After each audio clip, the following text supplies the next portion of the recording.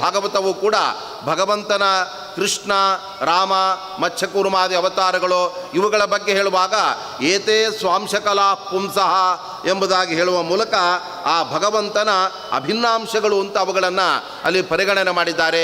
ಆದರೆ ಜೀವರೆಲ್ಲ ಆ ಭಗವಂತನ ಭಿನ್ನಾಂಶರು, ಜೊತೆಗೆ ಅವರಲ್ಲಿ ಬಿಂಬ ಪ್ರತಿಬಿಂಬ ಭಾವ ಅದು ಯಾವತ್ತೂ ಕೂಡ ಇದೆ. ಆದ್ದರಿಂದ ಈ ಹಿನ್ನೆಲೆಯಲ್ಲಿ ನಮಗೆಲ್ಲ ಭಗವಂತ ಬಿಂಬನಾಗಿದ್ದಾನೆ ಎಂಬುದಾಗಿ ನಾವು ಅನುಸಂಧಾನ ಮಾಡಿ ನಮಗೆ ಯಾವುದೆಲ್ಲ ಕಾರ್ಯವನ್ನು ನಾವು ಮಾಡಬೇಕಾಗಿದೆ ಅದೆಲ್ಲವನ್ನು ನಮ್ಮ ಬಿಂಬನಾದ ಭಗವಂತನಿಗೆ ಮೊದಲು ನಾವು ಸಮರ್ಪಣೆ ಮಾಡಿ ಅನಂತರದಲ್ಲಿ ಅದನ್ನು ನಾವು ಪಡೆಯಬೇಕು ಅನ್ನುವ ಹಿನ್ನೆಲೆಯಲ್ಲಿ ನಾವು ಭಗವಂತನಿಗೆ ಬೇರೆ ಬೇರೆ ರೀತಿಯಾದ ಉಪಚಾರಗಳನ್ನು, ಪೂಜೆಗಳನ್ನೆಲ್ಲ ನಾವು ಮಾಡ್ತಾ ಇರ್ತೇವೆ.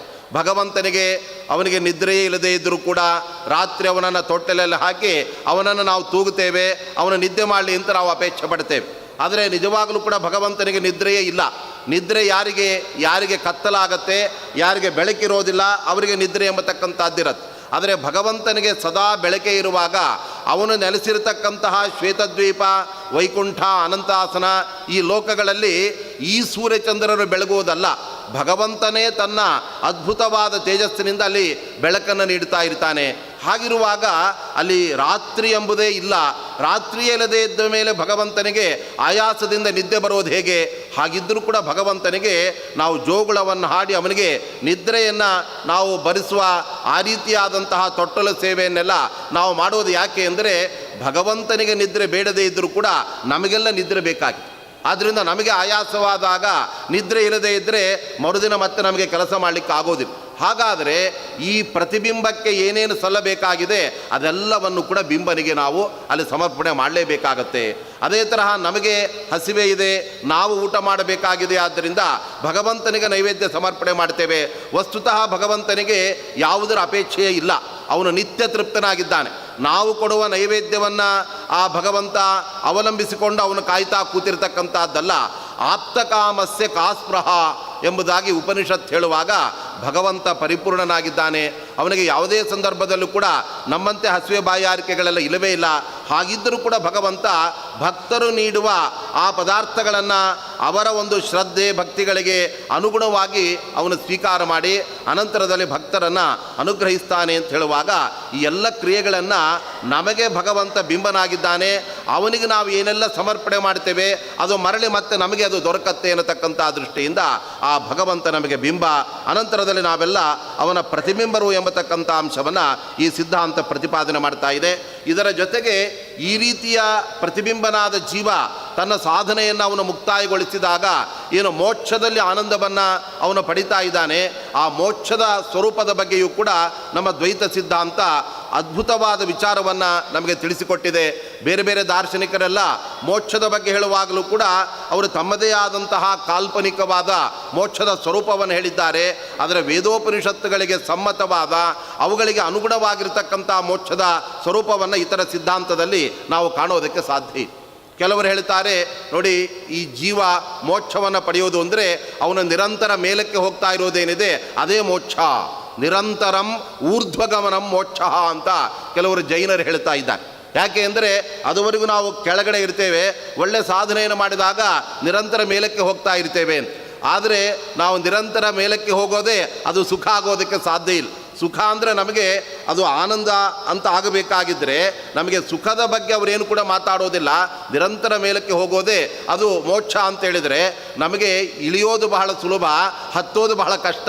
ಅದು ಆ ತರಹದ ಮೋಕ್ಷ ಯಾರಿಗೂ ಕೂಡ ಸುಖರೂಪ ಆಗೋದಿಲ್ಲ ಅಂತ ಅದನ್ನು ಅಲ್ಲಗಳೆದು ಬಿಡ್ತಾ ಇದ್ದಾರೆ. ಮತ್ತೆ ಕೆಲವರು ನಿರ್ಗುಣ ಭಾವವೇ ಮೋಕ್ಷ, ನಮಗೆ ಸಂಸಾರದಲ್ಲಿ ಸ್ವಲ್ಪ ಮಟ್ಟಿಗಾದರೂ ಕೂಡ ಕೆಲವು ಆನಂದ ಸುಖಗಳೆಲ್ಲ ಇರುತ್ತೆ. ನಾವು ಮೋಕ್ಷವನ್ನು ಪಡೆದ ಮೇಲೆ ನಮ್ಮಲ್ಲಿ ಆನಂದ ಯಾವ ಸುಖ ಮುಂತಾದ ಆ ಗುಣಗಳೇ ಇರೋದಿಲ್ಲ. ಆ ನಿರ್ಗುಣ ಭಾವವೇ ಮೋಕ್ಷ ಅಂತ ಕೆಲವರು ಹೇಳ್ತಾ ಇದ್ದಾರೆ. ಮತ್ತು ನೈಯಾಯಿಕರು ಹೇಳ್ತಾರೆ 21 ಬಗೆಯಾದ ದುಃಖಗಳು ದೂರವಾಗುವುದೇನಿದೆಯಲ್ಲ ಅದೇ ಮೋಕ್ಷ ಅಂತ ಹೇಳ್ತಾರೆ. ನಮ್ಮ ದುಃಖಕ್ಕೆ ಅಜ್ಞಾನ, ಅಹಂಕಾರ ಇತ್ಯಾದಿಗಳೆಲ್ಲ ಕಾರಣವಾಗಿರುತ್ತೆ. ಅವುಗಳು ಅದರಿಂದ ಬರತಕ್ಕಂಥ ದೋಷಗಳು ಅವುಗಳನ್ನೆಲ್ಲ ಕೌಂಟ್ ಮಾಡಿದರೆ ಒಟ್ಟು 21 ಬಗೆಯಾದ ದುಃಖಗಳಾಗತ್ತೆ. ಅದರಿಂದ ನಾವು ಮುಕ್ತರಾಗೋದೇನಿದೆ ಅದೇ ಮೋಕ್ಷ ಅಂತ ಅವರು ಹೇಳ್ತಾ ಇದ್ದಾರೆ. ಇದೆಲ್ಲವನ್ನು ಹೊರತುಪಡಿಸಿ ನಿಜವಾಗಲೂ ಕೂಡ ಒಬ್ಬ ಸಾಧಕನಿಗೆ ಅಗತ್ಯವಾದ ಅವನಿಗೆ ಅಪೇಕ್ಷಿತವಾದ ಮೋಕ್ಷ ಅದು ಯಾವುದಾಗತ್ತೆ ಎಂಬುದಕ್ಕೆ ಮಧ್ವ ಸಿದ್ಧಾಂತ ಹೇಳ್ತಾ ಇದೆ. ನಮ್ಮ ಎಲ್ಲ ಬಗೆಯ ದುಃಖಗಳಿಂದ ನಾವು ಶಾಶ್ವತವಾಗಿ ನಾವು ಬಿಡುಗಡೆಯನ್ನು ಹೊಂದಿ ನಮ್ಮ ಸ್ವರೂಪಭೂತವಾದ ಆನಂದದ ಅಭಿವ್ಯಕ್ತಿಯನ್ನು ಪಡೆಯತಕ್ಕಂಥದ್ದೇನಿದೆ ಸ್ವಸ್ವರೂಪ ಆನಂದ ಆವಿರ್ಭಾವ ಇದು ಮೋಕ್ಷ ಎಂಬುದಾಗಿ ಮಧ್ವ ಸಿದ್ಧಾಂತ ಹೇಳ್ತಾರೆ. ಒಬ್ಬ ವ್ಯಕ್ತಿ ತನ್ನ ತಲೆ ಮೇಲೆ ಭಾರವಾದ ವಸ್ತುವನ್ನು ಇಟ್ಕೊಂಡು ಬಾಯಾರಿಕೆಯಿಂದ ಹಸಿವೆಯಿಂದ ಬಳಲುತ್ತಾ ಇದ್ದಾಗ ಅವನಿಗೆ ಯಾರಾದರೂ ತಿನ್ನೋದಕ್ಕೆ ತಗೊಳಪ್ಪ ಅಂತ ಕೊಟ್ಟರೆ ಅವನು ಹೇಳ್ತಾನೆ, ಸ್ವಲ್ಪ ತಡೀರಿ, ಮೊದಲು ನನ್ನ ತಲೆ ಮೇಲೆ ಭಾರ ಕೆಳಗಿಳಿಸಿ. ಈ ಕಟ್ಟಿಗೆ ಭಾರ ಹೊತ್ಕೊಂಡು ನಾನೇನು ತಿನ್ನೋದಕ್ಕೆ ಕುಡಿಯೋದಕ್ಕೆ ಆಗೋದಿಲ್ಲ, ಆದ್ದರಿಂದ ಮೊದಲು ಅದನ್ನು ಕೆಳಗಿಳಿಸಿ, ಸ್ವಲ್ಪ ನನಗೆ ಆ ಭಾರ ಕೆಳಗಿಳಿದಾಗ ನನಗೆ ದುಃಖ ಕಡಿಮೆ ಆಗುತ್ತೆ, ಅನಂತರ ನನಗೆ ಏನಾದರೂ ತಿಂದಾಗ ಕುಡಿದಾಗ ಆನಂದ ಆಗೋದಕ್ಕೆ ಸಾಧ್ಯ ಇದೆ. ಆದ್ದರಿಂದ ಪ್ರತಿಯೊಬ್ಬ ಮನುಷ್ಯನೂ ಕೂಡ ಮೊದಲು ಬಯಸೋದು ದುಃಖ ನಿವೃತ್ತಿಯನ್ನು. ಆದ್ದರಿಂದ ದುಃಖ ನಿವೃತ್ತಿಯು ಕೂಡ ಪುರುಷಾರ್ಥದ ಒಂದು ಮುಖವಾಗಿರ್ತಕ್ಕಂಥದ್ದಾಗಿದೆ. ನಾವು ಸುಖದ ಜೊತೆಗೆ ದುಃಖವನ್ನು ಅನುಭವಿಸುವುದು ಈ ಸಂಸಾರದಲ್ಲಿ ಇದ್ದೇ ಇದೆ. ಆದರೆ ಮೋಕ್ಷದಲ್ಲಿ ಆ ದುಃಖದ ಲವಲೇಶವೂ ಕೂಡ ಅಲ್ಲಿ ಇರೋದಿಲ್ಲ ಅನ್ನತಕ್ಕಂಥ ದೃಷ್ಟಿಯಿಂದ ಆತ್ಯಂತಿಕ ದುಃಖ ನಿವೃತ್ತಿ ಅನ್ನುವ ಅಂಶವನ್ನು ಅಲ್ಲಿ ಹೇಳಲಾಗ್ತಾ ಇದೆ. ಆದ್ದರಿಂದ ಮತ್ತೆ ಎಂದೆಂದಿಗೂ ಕೂಡ ದುಃಖ ಬರೋದಕ್ಕೆ ಅವಕಾಶವೇ ಇಲ್ಲದಂತೆ ಮತ್ತು ಶಾಶ್ವತವಾಗಿ ನಮಗೆ ನಮ್ಮ ಸ್ವರೂಪದ ಆನಂದದ ಅಭಿವ್ಯಕ್ತಿಯಾಗತಕ್ಕಂಥದ್ದೇನಿದೆ ಅದೇ ಮೋಕ್ಷ ಅಂತ ಹೇಳುವಾಗ ಈ ಎರಡು ಅಂಶಗಳನ್ನು ಒಳಗೊಂಡಿರ್ತಕ್ಕಂಥದ್ದೇ ಅದು ಮೋಕ್ಷವಾಗಿದೆ. ಅದರಲ್ಲಿ ನಮಗೆ ದುಃಖ ನಿವೃತ್ತಿಯಾಗಬೇಕಾಗಿದ್ದರೆ, ನಾವು ಸಂಸಾರದ ದುಃಖವನ್ನು ಶಾಶ್ವತವಾಗಿ ಕಳ್ಕೊಳ್ಬೇಕಾಗಿದ್ದರೆ, ಅದಕ್ಕಾಗಿ ಇತರ ಮತಗಳಲ್ಲಿ ಇರತಕ್ಕಂತಹ ನಾವು ಕೊರತೆಗಳನ್ನು ನಾವು ಗಮನಿಸಿ ಅವಿದ್ಯೆಯನ್ನು ಮಿಥ್ಯಾಜ್ಞಾನವನ್ನು ನಾವು ಕಳೆದುಕೊಂಡಾಗ ನಮಗೆ ಅದರ ಫಲವಾಗಿ ನಮಗೆ ದುಃಖಗಳೆಲ್ಲ ಅದು ದೂರವಾಗುತ್ತೆ. ಏಕೆಂದರೆ ಮಹಾಭಾರತ ಮತ್ತು ನಮ್ಮ ಶ್ರೀಮದ್ ಆಚಾರ್ಯರ ಅನುಭಾಷ್ಯ ಅವುಗಳೆಲ್ಲ ಹೇಳ್ತಾ ಇವೆ, ಶುಭೇನ ಕರ್ಮಣ ಸ್ವರ್ಗಂ ನಿರಯಂಚ ವಿಕರ್ಮಣ ಅಂತ ಒಂದು ಕಡೆ ಹೇಳ್ತಾ ಇತ್ತು. ಅದೇ ಥರ ಮಿಥ್ಯಾಜ್ಞಾನೇನ ಚ ತಮಃ ಜ್ಞಾನೇನ ಇವ ಪರಂಪದಂ ಅಂತ ಹೇಳ್ತಾ ಇದ್ದಾರೆ. ನಮಗೆ ಎಷ್ಟು ತಪ್ಪು ತಿಳುವಳಿಕೆಯನ್ನು ನಾವು ಪಡಿತೇವೆ ಅಷ್ಟಷ್ಟು ನಮಗೆ ಅನೇಕ ಬಗೆಯ ದುಃಖಕ್ಕೆ ಅದು ಕಾರಣವಾಗುತ್ತೆ. ಯಾವಾಗಲೂ ಕೂಡ ವಿಪರೀತ ಜ್ಞಾನ ನಮಗೆ ದುಃಖವನ್ನೇ ಉಂಟು ಮಾಡತಕ್ಕಂಥದ್ದಾಗತ್ತೆ.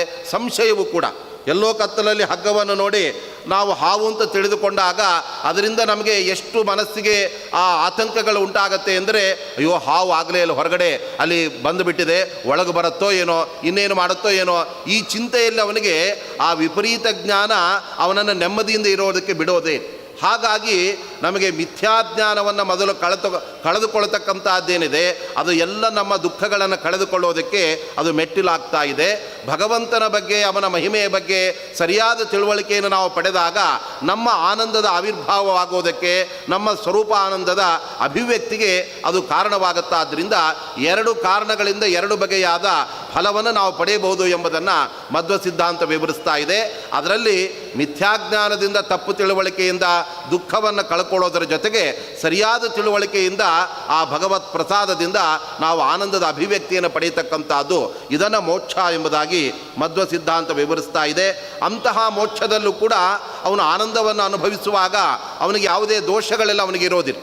ಒಬ್ಬ ವ್ಯಕ್ತಿ ಹೆಚ್ಚಿನ ಸಾಧನೆಯನ್ನು ಮಾಡಿ ಅವನು ತನ್ನ ಯೋಗ್ಯತೆಗೆ ತಕ್ಕಂತೆ ಹೆಚ್ಚಿನ ಆನಂದವನ್ನು ಸುಖವನ್ನು ಅವನು ಅನುಭವಿಸ್ತಾ ಇರುವಾಗ, ಅಲ್ಪ ಸಾಧನೆ ಮಾಡಿ ತನ್ನ ಯೋಗ್ಯತೆಗೆ ತಕ್ಕಂತೆ ಅಲ್ಲಿ ಆನಂದದ ಪೂರ್ಣತೆಯನ್ನು ಅನುಭವಿಸ್ತಾ ಇರತಕ್ಕಂಥ ಜೀವನಿಗೆ ಅಯ್ಯೋ ಅವರು ಹೆಚ್ಚಿಗೆ ಆನಂದ ಅನುಭವಿಸ್ತಾ ಇದ್ದಾರೆ, ನನಗೆ ಕಡಿಮೆ ಆನಂದ ಅಂತ ಅವನಿಗೆ ಭಾವನೆ ಬರೋದಿಲ್ಲ. ಯಾಕೆ ಅಂದರೆ ಅವನ ಯೋಗ್ಯತೆಗೆ ಎಷ್ಟು 10 ಆನಂದದಿಂದಲೇ ಅವನಿಗೆ ತೃಪ್ತಿಯಾಗಿ ಪೂರ್ಣ ಆನಂದವನ್ನು ಅವನು ಪಡೆಯೋದಕ್ಕೆ ಅವಕಾಶ ಇದೆ ಅಂತಾದಾಗ ಅವನಿಗೆ ಅದಕ್ಕಿಂತ ಹೆಚ್ಚಿನ ಆನಂದವನ್ನು ಪಡೆಯುವ ಮುಕ್ತರಾದ ಇತರ ಜೀವಿಗಳನ್ನು ನೋಡಿ ಅವನಿಗೆ ಅಸೂಯೆ ಅಥವಾ ಈರ್ಷೆ ಇದೆಲ್ಲ ಬರೋದಕ್ಕೆ ಸಾಧ್ಯ ಇಲ್ಲ. ಯಾಕೆ ಅಂದರೆ ಯಾರಿಗೆ ಹೆಚ್ಚಿನ ಆನಂದ ಇರುತ್ತೆ ಅವರು ಒಂದು ವೇಳೆ ಇವನು ಆನಂದ ನನಗೆ ಕಡಿಮೆಯಾಗಿದೆ ಅಂತ ಅಂದ್ಕೊಂಡ್ರೆ ಅವ್ರು ಹೇಳ್ತಾರೆ, ನನ್ನ ಆನಂದ ನಿನಗೇನಾದರೂ ಒಂದು 4 ಭಾಗ ಕೊಡ್ತೇನೆ, ಬೇಕಾ ಅಂದರೆ ಈ ಆನಂದವೇ ನನಗೆ ಪೂರ್ಣ ಆಗಿದೆ ಮತ್ತು ಬೇಡ ಅಂತ ಅವನು ಹೇಳ್ತಾನೆ. ಹಾಗಾದರೆ ಅವರವರ ಯೋಗ್ಯತೆಗೆ ತಕ್ಕಂತೆ ಪರಿಪೂರ್ಣವಾದ ಆನಂದವನ್ನು ಅವರು ಅನುಭವಿಸುವುದರ ಜೊತೆಗೆ ಆ ಭಗವಂತನಿಂದ ಅಲ್ಲಿಯೂ ಕೂಡ ಅವರ ನಿಯಂತ್ರಣದಲ್ಲಿ ಇದ್ದು ಆ ಮೋಕ್ಷದ ಆನಂದವನ್ನು ಅಲ್ಲಿ ಪಡಿತಾ ಇರೋದ್ರಿಂದ ಅವರಿಗೆ ದುಃಖ, ಪಾರತಂತ್ರ್ಯ ಅಂದರೆ ಬೇರೆ ಬೇರೆ ರೀತಿಯಾದ ಅಜ್ಞಾನಾದಿ ಆ ದೋಷಗಳು ಯಾವುದು ಕೂಡ ಇರೋದಿಲ್ಲ. ಹಾಗಾಗಿ ಭಗವಂತನ ಅಧೀನವಾಗಿ ಮುಕ್ತರು ಕೂಡ ಆನಂದದ ಸ್ಥಿತಿಯಲ್ಲಿ ಇರ್ತಾರೆ.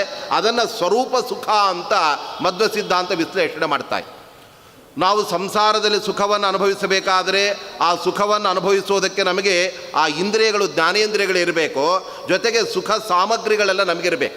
ನಮಗೆ ಹಸಿವೆಯಾದಾಗ ಚೆನ್ನಾಗಿ ತಿನ್ನೋದಕ್ಕೆ ಇದ್ದಾಗ ಅದರಿಂದ ತಿಂದಾಗ ನಮಗೆ ತೃಪ್ತಿ ಬರುತ್ತೆ. ಒಂದು ವೇಳೆ ಹಸಿವೆ ಇದ್ದರೂ ನಮಗೆ ಏಕಾದಶಿ ಅಂತ ದಿನದಲ್ಲಿ ತಿನ್ನೋದಕ್ಕೆ ಆಗದೇ ಇದ್ದಾಗ ಯಾವ ಹೊಟ್ಟೆ ನಮಗೆ ಆನಂದವನ್ನು ಕೊಡಬೇಕೋ ಅದೇ ನಮಗೆ ದುಃಖವನ್ನು ಕೊಡ್ತಾ ಇತ್ತು. ಯಾಕೆ ಅಂದರೆ ನಾವು ತಿನ್ನೋದಕ್ಕೆ ಅವಕಾಶ ಇರೋದಿಲ್ಲ. ತಿನ್ನಬೇಕು ಅಂತ ಆಸೆ ಆದರೂ ಹಸಿವೆ ಆದರೂ ಕೂಡ ಅದನ್ನು ನಾವು ತಿನ್ನೋದಕ್ಕೆ ಆಗೋದಿಲ್ಲ ಅಂತ ಆದಾಗ ಈ ಎಲ್ಲ ಇಂದ್ರಿಯಗಳು ನಮಗೆ ಸುಖವನ್ನು ಕೊಡ್ತಾ ಇವೆ ಅನ್ನೋದು ಎಷ್ಟು ಸತ್ಯವೋ ಅಷ್ಟೇ ಸತ್ಯವಾದದ್ದು ಆ ವಿಷಯ ಪದಾರ್ಥಗಳು ಇಲ್ಲ ಅಂತಾದರೆ ಅದೇ ಇಂದ್ರಿಯಗಳೇ ನಮಗೆ ದುಃಖವನ್ನು ಕೂಡ ಕೊಡ್ತಾ ಇರುತ್ತೆ. ಹಾಗಾದರೆ ಈ ಇಂದ್ರಿಯಗಳಿಂದ ಬರತಕ್ಕಂಥ ಸುಖ ಅಂದರೆ ಅದು ಪರಾಧೀನವಾದ ಸುಖ. ಎಷ್ಟೋ ಸಂದರ್ಭದಲ್ಲಿ ಆ ಶಬ್ದ ಸ್ಪರ್ಶ ರೂಪ ರಸ ಗಂಧ ಎಂಬತಕ್ಕಂಥ ಈ ಪಂಚ ಜ್ಞಾನೇಂದ್ರಿಯಗಳಿಗೆ ವಿಷಯವಾದ ಆ ಪಂಚ ವಿಷಯಗಳು ನಮಗೆ ಸಿಗದೇ ಇದ್ದಾಗ ಆ ಇಂದ್ರಿಯಗಳು ನಮಗೆ ಸುಖವನ್ನು ಕೊಡುವುದರ ಬದಲು ಅವುಗಳು ದುಃಖವನ್ನೇ ಕೊಟ್ಟು ಬಿಡ್ತಾವೆ. ಹಾಗಾಗಿ ಸಂಸಾರಾವಸ್ಥೆಯಲ್ಲಿ ನಮಗೆ ವಿಷಯಾಧಾರಿತವಾದ ಸುಖ ಆ ವಿಷಯ ಪದಾರ್ಥಗಳಿಲ್ಲ ಅಂದರೆ ನಮಗೆ ದುಃಖವೇ ಆಗ್ತಾ ಇರುತ್ತೆ. ಅದರ ಮುಕ್ತಿಯಲ್ಲಿ ಮುಕ್ತಾತ್ಮನು ಅನುಭವಿಸುವ ಆ ಸುಖ ಅಂದರೆ ಅವನು ಹೊರಗಡೆಯಿಂದ ಸುಖವನ್ನು ಅವನು ಪಡೆಯೋದಲ್ಲ, ಅವನ ಇಂದ್ರಿಯಗಳೇ ಅವು ಸುಖ ಸ್ವರೂಪವಾಗಿರುತ್ತೆ. ಮೂಲತಃ ಆ ಮುಕ್ತನಾದ ಆತ್ಮನ ಸ್ವರೂಪ ಏನಿದೆ ಅದು ಆನಂದಮಯವಾಗಿರ್ತಕ್ಕಂಥದ್ದಾಗಿರುತ್ತೆ. ಆ ಆನಂದ ಸ್ವರೂಪನಾದ ಜೀವನಿಗೆ ಈ ಮುಕ್ತಿಗಿಂತ ಮುಂಚಿತವಾಗಿ ಅವನು ಸಂಸಾರಾವಸ್ಥೆಯಲ್ಲಿದ್ದಾಗ ಅವನಿಗೆ ಅಜ್ಞಾನ ಎಂಬತಕ್ಕಂಥದ್ದು ಆವರಕವಾದಾಗ ಅವನಿಗೆ ಆನಂದದ ಅಭಿವ್ಯಕ್ತಿ ಆಗೋದಿಲ್ಲ.